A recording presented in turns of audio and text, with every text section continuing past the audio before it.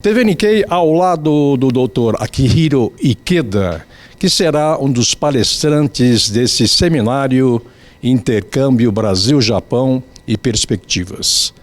O Dr. Ikeda teve uma grande experiência em vários ministérios do governo e pode nos contar com certeza dos caminhos atuais e das perspectivas das relações econômicas e culturais Brasil-Japão. Naquela época, anos 70, quais foram esses principais projetos e como se desenvolveu a parceria Brasil-Japão ao nível de governos e de empresas? Bom, a década de 70, e mesmo antes, foi uma década muito importante para as duas economias. O Japão vinha, depois da guerra, crescendo a 10% ao ano e era estratégico para esse país assegurar fontes de energia, matérias-primas industriais e de alimentos. Hoje é inimaginável o Japão? Hoje não. Hoje já o Japão está numa outra situação. Tá certo. O Brasil estava começando a crescer e o Brasil também precisava assegurar mercado externo, importar capital, importar tecnologia, bens de capital. E quais foram os grandes projetos? É um pouco difícil falar em grandes projetos, mas nessa época vieram duas missões importantes. Em 72 veio a missão do Keidanren, que é a Federação das Indústrias do Japão, e veio a missão do Zenkoren, que é a Cooperativa Nacional de Compras do Japão.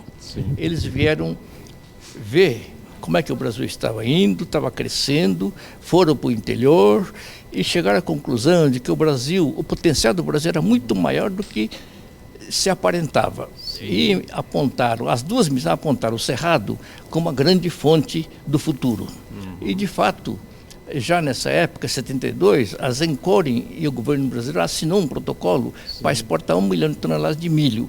E o Japão fornecia financiamento para a infraestrutura, fazia parte de um pacote.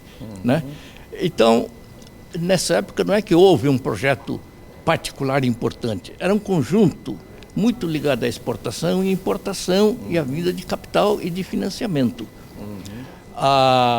Claro que tinha projetos particulares, como a Ishikajima, estava começando a operar, depois veio a NEC, mais tarde, como resultado dessas negociações, veio o financiamento do Cerrado, veio também, depois da crise de energia, as conversações sobre alumínio, veio a Albras e a Alunorte.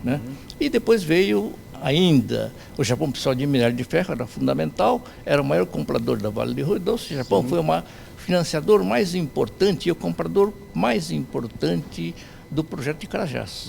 Depois veio a crise. E como é que os dois países conseguiram se envolver nessa crise? O Japão, depois da crise de 79, começou a ter alguns problemas.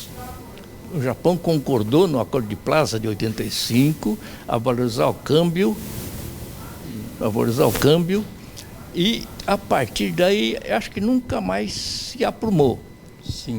O Brasil, depois da crise de energia, também teve altos e baixos, teve uma inflação elevada, teve problema do balanço de pagamentos, só se arrumou um pouco com o Plano Real, mas não totalmente. Então chegamos ao atual momento, doutor Ikeda?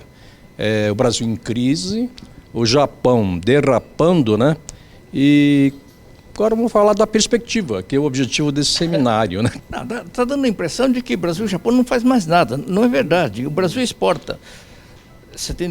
Em 2013 exportou 7 bilhões de dólares e importou 6 bilhões de dólares do Japão. Não é uma cifra tão pequena e tanto a exportação quanto a importação brasileira vem crescendo uma taxa bem razoável, entre 5% a 7% ao ano, em dólares.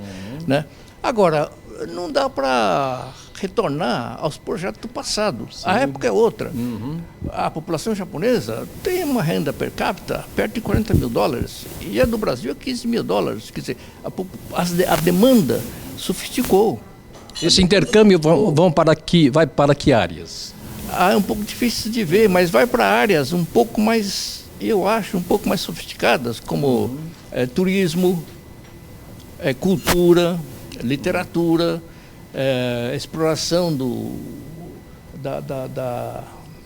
da situação biológica da Amazônia. Tecnologia, com certeza. Energias renováveis, meio ambiente.